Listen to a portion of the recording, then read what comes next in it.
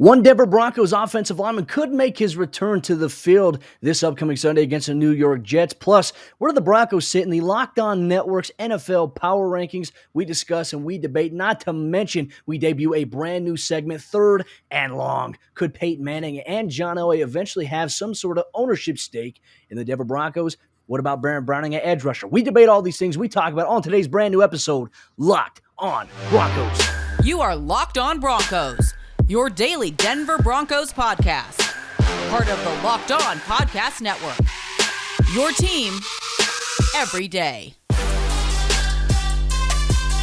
What's up, Broncos Country? Welcome back into a brand new episode of Locked On Broncos, your daily Denver Broncos podcast here on the Locked On NFL Network, your team every day from the South Stands to the end zone. I'm your host, as always, Cody Roark, joined alongside by co-host Sayre Bedinger. Both of us, we cover the Denver Broncos for the Locked On NFL Network and 9 News. Make sure you get this podcast free and available everywhere you get your podcast, Apple Podcasts, Google Podcasts, Spotify, or the Odyssey app. Not to mention, if you can hit the subscribe button on YouTube, you can watch us, ladies and gentlemen. So thank you so much for taking time out of your day to watch the Locked On Broncos and to interact with us here on the Locked On Podcast Network. Sayre, my friend, look, we're getting closer to game day. We had a great podcast crossover episode yesterday with Locked On Jets. I'm super excited to break everything down with you here today. Same here, Cody. And yeah, thank you to all those listeners, all those who engage with us, all those who participate. It's a lot of fun to read the comments, man. There's so much insight. I think a lot of times, we get a lot of the negative on Twitter and, Facebook, other places like that. But man, the people that are commenting, the people that are engaging, the people that are interacting and making us part of their day,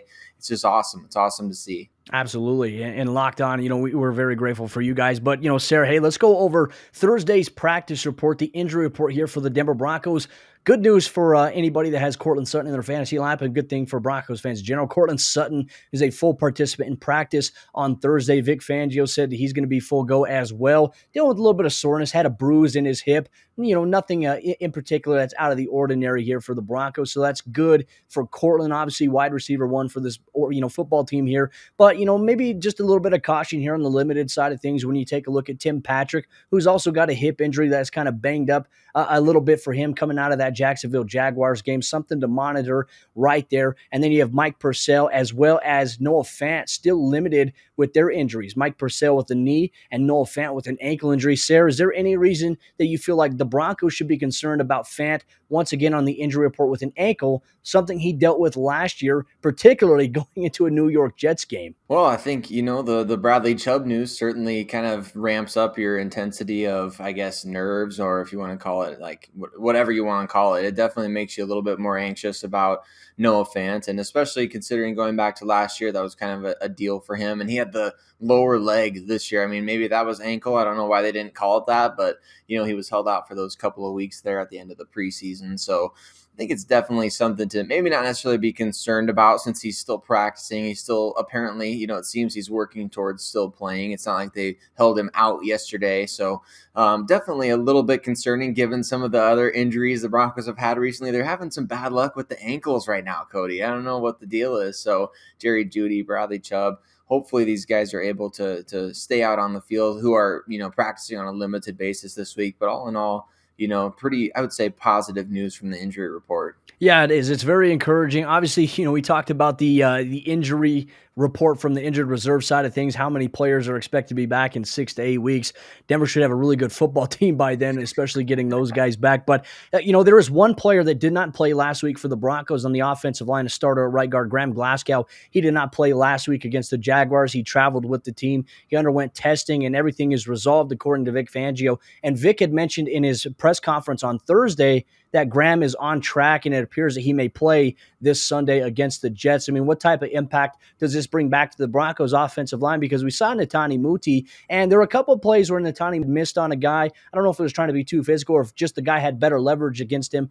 But what does it bring to the Broncos O-line unit having a starter back, not to mention coming into a game where they need to be able to run the ball more? Well, it's huge for this game in particular. We talked on the crossover episode about the fact that the Jets' best defensive players probably are their interior defensive linemen. Not only Quinnen Williams, but John Franklin Myers, obviously a very good ascending player. A lot of deep dive football fans will know who John Franklin Myers is, and Broncos fans will certainly know who he is after this week. But having Graham Glasgow back is absolutely huge in that regard. You have to be able to not only play, sound and be consistent throughout the course of a game. But man, you want these guys who are the best communicators, and not that Netani Muti's not good in that regard, but we're talking about a veteran of the NFL compared to a guy who was making his second or third start in the league. So I think obviously having Graham back is going to be big for the offensive line. It's going to be big for their communication. It'll be interesting to see what the Jets and Robert Saleh kind of try to throw at that offensive line. After we saw last week, the Jacksonville Jaguars, I mean, they were bringing pressure a heavy and consistent amount, trying to force the Broncos to throw the ball quickly. And ironically, I suppose the Broncos had a lot of deep pass attempts in that game. So the offensive line is doing a pretty good job, I'd say, holding up, as a unit, as a whole. Teddy Bridgewater's doing a pretty good job navigating the pocket when he needs to. So having Graham back is going to be, I think, big for just their ability to hold the fort down and keep Teddy clean. Yeah, when the Broncos will also have to account for May, the back-end safety. He's a stud. And then not to mention C.J. Mosley, who I know several years ago the Broncos fans wanted him so bad, and the Jets, they went out and they paid a heavy price for him, and he was injured. He opted out due to COVID, obviously, and now so he's kind of back into the mix here for the Jets. He's going to be one of those key players I think you have to keep an eye on if you're a Broncos fan, as somebody who could potentially impact the game for the Broncos in a negative manner. C.J. Mosley, who the Broncos did not see last year when the teams met on Thursday Night Football in a thriller. But obviously some good news there for Graham Glasgow. I think having a solidified offensive line unit of your starters where you can get games where they're all playing, right? And I think that was the issue for the Broncos last year. You look at the offensive line, how many games were there where the actual starters that came into the season started down the stretch? How many games did they have together?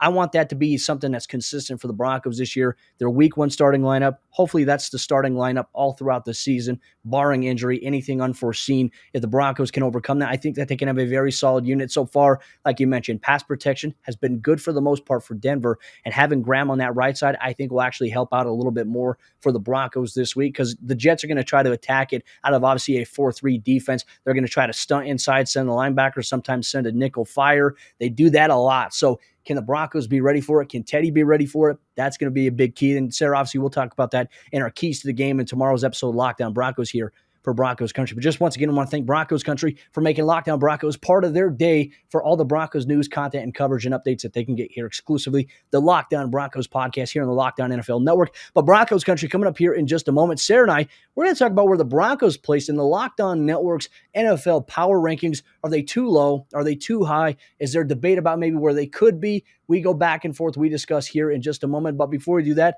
let me tell you about the sponsor of today's episode of the show. That's our good friends over there at Built Bar. Built Bar is the healthiest protein bar that is out there on the market today. And ladies and gentlemen, it is my daily go-to over here at the Lockdown Broncos podcast. I love peanut butter brownie. They also have a brand new limited time flavor called Cookie Dough Chunk. It tastes exactly like cookie dough. So if you're a cookie dough lover like me, with the mix of chocolate, it tastes exactly like a candy bar. Built Bar needs to be where you go to today. So go check it out at built.com. They have 9 amazing, delicious flavors, plus the occasional limited time flavor like Cookie Dough Chunk, not to mention Built Bar is the healthiest protein bar that is out there on the market today. For me, if I need a little bit of a pick-me-up in the morning, if I forgot to eat breakfast, Built Bar helps me satisfy my hunger to help me get through the day. Or after I work out, it helps me repair some of those muscle fibers that I tear from doing cardio or lifting weights, doing bicep curls, the day-to-day stuff. 17 grams of protein, 130 calories, and only 4 grams of sugar. And I want you and your family to try Built Bar today if you get the chance to by going to Built.com. Use promo code LOCK15 at checkoff, and that'll take 15% off your next order. Once again, promo code LOCK15 gets you 15% off your next order at Built.com. All right, Sayre, jumping into the second half action here in today's episode of Lockdown Broncos. Just a reminder, Broncos Country, Lockdown Broncos is available free and everywhere you get your podcast, not to mention here on YouTube. It would mean the world to both Sayre and myself if you could go to Apple Podcasts. If you're listening on that platform, if you could write us a review. If you love the show, leave us 5 stars. Tell us why you love the show. We'll give you a shout out here on the air. Obviously, a good shout out to our friends Peyton and Bryce Bedinger for their latest 5-star reviews there. Appreciate you for your love, your support here of the show. It helps us grow the podcast even more. You're a big part of that Broncos Country, so we appreciate you. But let's go through our Lockdown NFL power rankings here, Sayre. I posted the graphic out on my Twitter feed at Cody Roark NFL, and obviously some Broncos fans weren't happy with the team's placement, but the Broncos come in at number 17 on the Week 3 NFL power rankings as voted on by every staff member on the Lockdown Network. And I feel like for their placement, I feel like it's pretty fair, Sarah, when you consider that they are above the Carolina Panthers right now, who are 2-0, coming off of a victory against the Saints. You could argue that maybe the Panthers could be a spot higher against Denver. I mean, you can actually make that. The Patriots, obviously, coming off of a performance where they beat the Jets, in a very impressive performance defensively for them. You can make that argument. Obviously, they're sitting there at 1-1. Denver's above them, rightfully so. And then the Washington football team, who at this time is 1-1 as well, lost to a Chargers team, beat the Giants, who the Broncos had beaten. So they're behind them. And then above Denver, you look at a couple of the New Orleans Saints. That's one of those teams there. And the Tennessee Titans. Looking at this, Sarah, I feel like Denver at 17 right now,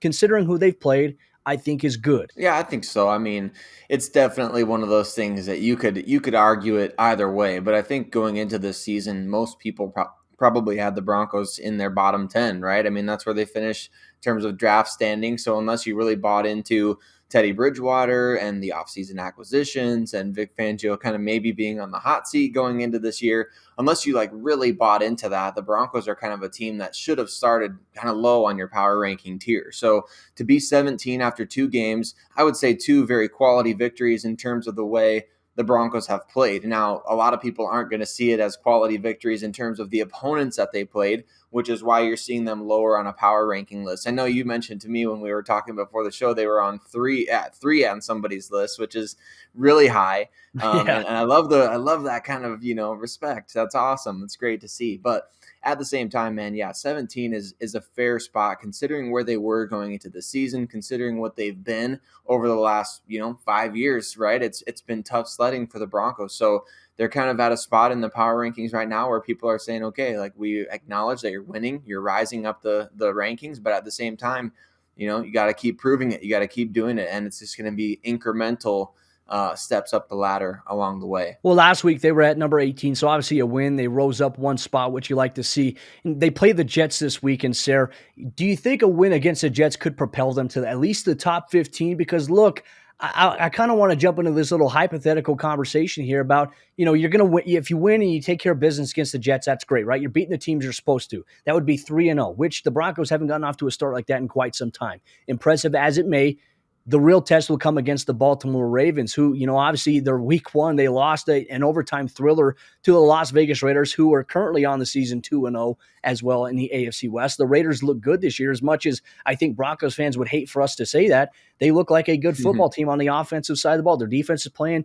pretty well for the most part. But when you look at the power rankings, if Denver 2 weeks from now, right? If they win against the Jets and if they win against Baltimore, I think at that point, we could probably sit here 2 weeks from now and we could say, hey, the Broncos have a legitimate gripe as to maybe they could be in the top 10 of the power rankings by beating a team like the Baltimore Ravens, who just beat the Kansas City Chiefs and who lost to the Las Vegas Raiders.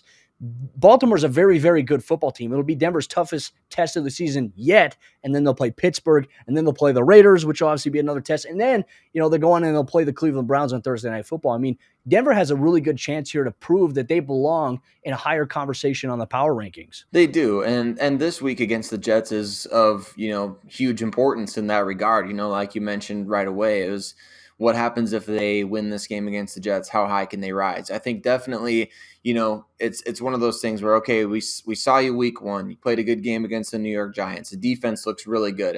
Anybody who was, unbiased or maybe whatever you want to call that before the season knew Denver's probably going to have a good defense. It looks really good on paper. You play well week one. You come out week two. You beat the Jaguars pretty good. Okay, yeah, nobody really thought much of the Jaguars. That's great. The New York Jets, coming into week three, obviously another rookie quarterback, a rookie head coach, a defense, and frankly, a roster that's lacking, by comparison to the Denver Broncos in the talent department. So I think a win against the New York Jets to rise in the power rankings even substantially into the top 15, like you mentioned, Cody, is going to require the Broncos to do what they've been doing. What have they been doing? Well, Teddy Bridgewater has been playing extremely well. The defense has been lights out other than a couple of drives. So what they're going to have to do is they're going to have to show another complete performance. If they go out and even beat the Jets, say like 13-10 or something like that, I think that could cause them to drop in power rankings. That could cause them to lose a little bit of that national respect, among football fans. So I think there's definitely something to it's not college football, right? But quality of victory. So you get a good quality victory against the Jets, and then you go out there. If you can beat the Baltimore Ravens, I'll tell you what, that number 3 ranking from the person that put them there is going to be a little bit more justified. I think Baltimore looks like one of the best teams in the league, despite all their injuries. I mean, considering the amount of injuries the Baltimore Ravens have had to sustain early on in this year, the fact that they took the Raiders to overtime in week 1 and were within, an inch of actually winning that game at the goal line, coming back and going back down the field the other way. And then the Kansas City Chiefs victory in Baltimore, man, that is absolutely huge. That's a signature win. If you're talking college football, again, that's a signature dub against the Kansas City Chiefs. So if you're able to beat the Jets, I don't care what the score is, and then you're able to go in and beat the Baltimore Ravens, the Broncos deserve some credit as potentially a top 5, top 10 team in the league. Yeah, they do. And I know Vic Fangio, if he's listening, he's like, you know what? Let's just focus 1 week at a time, Cody. Like, get it together. I get it, Vic. I'm sorry. Sometimes we like to stay in the present while also looking ahead a little bit, but not overlooking anybody, which I think you can do, right? I think that's fair to stay in the present, look ahead, but not overlook. That might be something I have to get tattooed. You never know. But Broncos Country coming up here in just a moment. Sayre and I, we're actually going to debut a brand new segment called Third and Long. We're going to bring up 3 topics that have important relevance of discussion. We're going to break all that action down coming up here in just a moment. But before we do that, let me tell you about the 2 other sponsors. Today's episode, Locked On Broncos. That's our good friends over there at Run Your Pool and BetOnline.ag. After 2 weeks of the NFL regular season, there's still time to make the most with a better way to create your custom pool at runyourpool.com, the premier sports pool hosting service. Run Your Pool makes it ridiculously easy to run a football pool with friends, family, or office mates, and they offer dozens of formats, including Survivor, Pick'em, Squares, Margin, Confidence Pools, 33, and more. They also host NFL and college football formats with 1-week games, full season, playoffs, or the Super Bowl. And unlike other fantasy sports platforms, you can make it your own with the settings that Run Your Pool has to offer today. Week 2 around the NFL was much stronger, where most people went 10-6 in Pick'em. I personally went 12-4. Thanks a lot, Seattle. Thanks a lot, Kansas City, for losing your games, or I would have come out even more on top at Run Your Pool. The Pick 5 contest is also still open for folks to enter and win weekly prizes. Both the NBA and the NHL season are also on the horizon with pools that can last all season long. And you can check them out today, and you can get $10 off at runyourpool.com/lockedon, or you use promo code LOCKEDON at checkout today. Anywhere, everywhere in the world, Run Your Pool helps friends and colleagues compete. Don't miss out. The NFL season is off to an amazing start. Week 3 of football action is here. So go to runyourpool.com/lockedon and have your pool up and running in minutes. Runyourpool.com/lockedon. And our good friends over there, betonline.ag, the fastest and easiest way to bet on all your sports action with football season in full swing as we approach here in week 3. BetOnline has you covered for all your football needs with even more updated odds, props, and contest information. BetOnline.ag makes it easy for you to navigate and to make your picks. And you can head to the website or use your mobile device to sign up today, and you can get a 100% deposit bonus when you use promo code LOCKEDON. That's double your initial deposit at betonline.ag. From football, basketball, boxing to your favorite Vegas casino games, BetOnline has a multitude of different things that they can offer you throughout the 2021 season, so don't miss out today. BetOnline, your online sportsbook experts. All right, Sayre, jumping to the 4th quarter action of today's episode, Locked On Broncos, a new segment we're debuting here, Third and Long. 3 very important topics that have not yet received enough discussion due to everything that's going on around the NFL, around the Denver Broncos. And Sayre, first off, let's start off with one of the topics that Vic Fangio mentioned this week, that the team they're potentially looking at putting Baron Browning as an outside linebacker to help with the team's depth, obviously with Bradley Chubb's injury.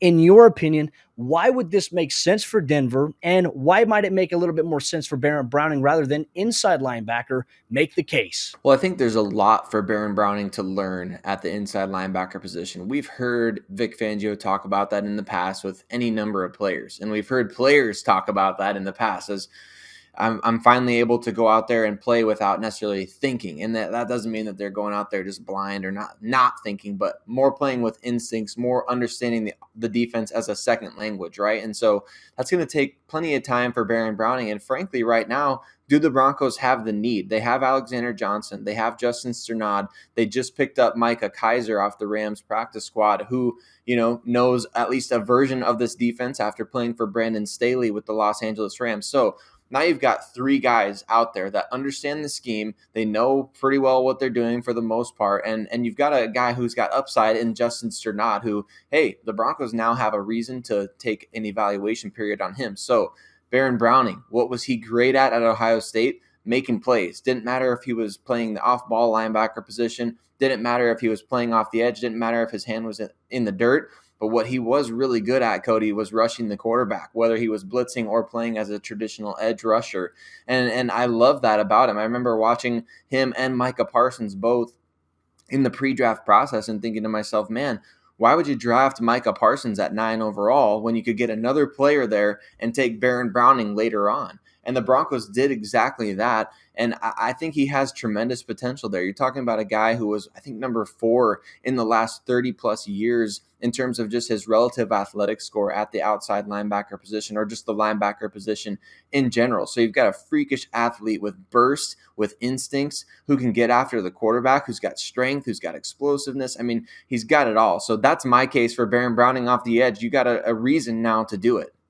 I like it. And, the thing I like about that too, you mentioned his explosiveness, right? So when we talk about that, obviously his get off the line of scrimmage as an edge rusher, you need to have that against some of these better offensive tackles. But more importantly, he's very disciplined as an edge guy. He can press with the, the inside hand against the outside shoulder of the tackle. He can squeeze it down. And if there's any run that goes outside, his athleticism allows him to take a good angle to be able to make a tackle for a loss, or to be able to force a guy to run backwards to where the rest of your defense can flow. I mean, that's what Baron Browning can do.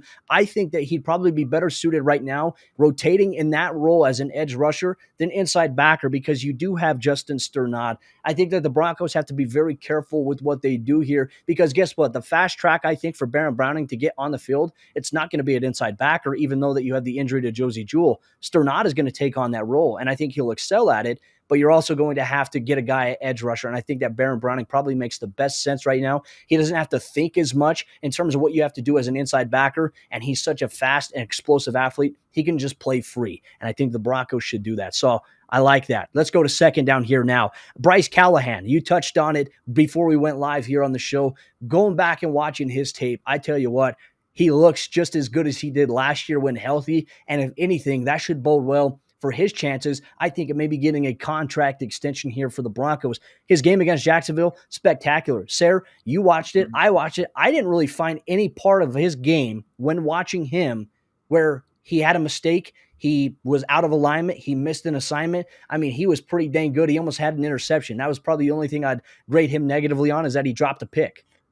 That's right. Those DBs in their hands, although Pat Surtain kind of proving that theory wrong, right? So, no, Cody, you're absolutely right. Watching back on this game, Bryce Callahan was absolutely tremendous. And one stat that I think will really stand out over the course of the season in terms of just individual game performances, if we look back at things, I think Laviska Shenault finished this game with negative yardage on about, I think it was 7 touches potentially or less. I mean, he was up there in terms of targets at least. So they tried to get him involved, and just simply put, Bryce Callahan was having absolutely none of it. And it was awesome to watch, just seeing him healthy, seeing him play. It's not like a lunar eclipse anymore. We've got to see him at least quite a bit in the last 2 seasons, including this year. But man, I love what he brings to the table just as a slot corner. And he's so good in that man coverage, playing the slot, following receivers around the field. He's so instinctive too. You can tell that, just like we talked about with the inside linebacker position being like a second language to those guys. Well, you can tell that this defense for Bryce Callahan is a second language. He knows exactly where he's supposed to be, what he's supposed to be doing. That helps those guys so much. You can tell they can rely on him. There was a play where it almost looked like he had passed off coverage to Kyle Fuller, but the Jaguars, this was on, I believe, Kareem Jackson's interception or another play shortly before it. But man, you can watch on their side of the field how they're just in step the whole way. And it almost looks like they don't have to break even they're just perfectly in motion together, knowing exactly where the receiver is going, knowing exactly where they're supposed to be, their assignments. Bryce Callahan, man, huge shout out to him. I think we gave game balls to Kareem Jackson, obviously Pat Surtain for his interception, and then I can't remember. Sutton, obviously offense. But man, Bryce Callahan, watching back the All-22, maybe he deserves a little bit of a game ball love there. Yeah, no, I agree. And I think as long as he continues to play at that elite level, the Broncos will take care of business. I think that they'll extend him. I mean, there's no point of letting a guy like that go if he's producing at a high level. And if he can stay healthy, it bodes even better for his chances, also for the Denver Broncos. Now we get into our third down topic here. Obviously, this is something that's kind of been under the radar a little bit. The Broncos ownership situation has been kind of these talking points, in little inner circles here. But it was recently reported that John Elway and both Peyton Manning, they've had interest and they've had people approach them about being involved in a potential ownership group if in fact the Denver Broncos are put up for sale, and what that would mean. And I don't think a lot of people understand that. Peyton Manning and John Elway alone, they don't have enough money to buy the Broncos. It's going to have to be a collective group effort. So for them having an ownership stake in the team, which Peyton Manning is very, very interested in, John Elway obviously is interested in, dating back to when Pat Bowlen had even offered it to him way back in the day. And I think that for Broncos fans in general, understanding what type of decisions would be made for this team if that were the case. Obviously, right now there's the right of first refusal trial that's going on right now. We don't know too much about that, obviously, as more details will get leaked. But if in fact the Broncos are put up for sale, if Peyton Manning and John Elway have an ownership stake in the team, more than likely any decision that gets made regarding the Broncos' day-to-day football operations, whether it be coaching changes, personnel, whatever it may be, that would be pretty much discussed amongst a board of people, like a board of executives. And those decisions would obviously have to have like a passing vote. I don't think it would be unanimous in most decisions. As long as there's a majority vote, then most of those decisions would be made through that room. But, Sayre, what interests you a little bit about both Peyton Manning and John Elway? What would they bring to the Denver Broncos with a little bit of an ownership stake? Well, I think with Pat Bowlen, I think what everybody remembers most fondly about him is not only the way that he, loved the city of Denver, but just the passion that he had for the Denver Broncos. I mean, that really resonated with the fans, to hear stories about how he would go into the locker room and into the training room and out onto the field and just be so involved in the day-to-day with these players and have relationships with them, or the way that he would go to bat for, guys in free agency, taking out loans or whatever. There's stories about that and things like that in free agency that he would do. Pat Bowlen wanted desperately for the Denver Broncos to win games, and he cared so much about the Denver Broncos. I think that's what fans love about him. And you can tell, obviously, John Elway, he loves the Denver Broncos, man. He bleeds orange and blue. Peyton Manning, I hate to say it for any Colts fan that might be listening to this podcast right now, but I believe Peyton Manning bleeds orange and blue. I think that he still harbors a little bit of ill will for being cut. And we heard him talk about that on the Monday Night Football telecast that he does. It's like, hey, I got cut by he still talks about it in such a way that you can kind of tell. I mean, obviously he still respects the Indianapolis Colts and things like that. But Peyton Manning, he lives in Denver. He comes to the Broncos home games. He's part of the daily goings ons in the off season when, you come out to training camp practice, shoot the videos for the social media team. I mean, he's so available to the Denver Broncos even now that it's hard to imagine he wouldn't have interest in having a partial ownership of the team. So I think that's what stands out to me, is just those guys being so invested in the Broncos. And I'm interested to see, Cody, I dropped this hot take a couple years ago when this kind of first started coming up of, okay, maybe there's potential of, changing of the ownership. It might not stay in the Bowlen family. What about, one of these two guys? I don't know if they'll be together in an investment group, Peyton Manning and John Elway, that is, but maybe you team up with somebody like LeBron James, who's interested in owning an NFL team at some point in time. And I don't know, how would that appeal to the seller, right? I mean, how does that appeal to the seller to have big name guys coming in like that and saying, hey, we want to be in charge of the daily goings on of this team? And then Peyton Manning obviously being kind of your main figurehead, or John Elway for that matter. So it'd be really interesting. Well, and I think the biggest thing too, Sayre, like for me covering the team, if the Broncos are eventually sold or if they have an ownership group, I want to encourage Broncos fans to be very careful about wanting just some person with deep pockets of money. Jeff Bezos of Amazon has constantly been brought up, but here's the deal, ladies and gentlemen. Jeff Bezos will not care about a football team the way that Pat Bowlen did. I think that if whoever's going to take over for the Broncos, whether it be an ownership group, those people have to have a vested interest in the day-to-day to be as active and as caring towards the franchise as Pat Bowlen. If you're going to have somebody that has a lot of money that's not going to really put too much effort into it, they're going to have a group of people that's going to do it and not them, not be boots on the ground. You don't want that, Broncos country, I promise you. And look locally here in Colorado. Look at the Kroenke family with some of the other franchises that they own. They don't do anything in those franchises and those fan bases and those organizations. They are struggling because of that. So I would encourage you to be very cautious when it comes to any type of interest in a guy with loaded pockets like Jeff Bezos. I think an ownership group, Sayre, probably makes the most sense for the Denver Broncos, for a guy like Peyton Manning, for John Elway, people who have vested interest in what happens with the franchise, who care about it. To me, that matters more than anything else in Broncos country. Let us know what you think in the comment section down below about a potential ownership group. Would you be interested in seeing Peyton Manning and John Elway team up and be part of a group that has an ownership stake? Let us know in the comment section down below. But that will do it for today's episode of Locked On Broncos. Just a reminder, both Sayre and I want to thank all of Broncos country for taking time out of your day to make Locked On Broncos part of your daily routine, whether it be in the morning on your way to work, the afternoon, or in the evening. Locked On Broncos, we're here for you every single day on your favorite audio podcasting platforms, and not to mention on YouTube. So hit that subscribe button so you never miss out on a day's worth of Denver Broncos news, content, and coverage. Tomorrow's episode of the show, Sayre and I, we're going to give our keys to the game, players to watch, and players who need to step up this week. We break all that down on tomorrow's episode, Locked On Broncos.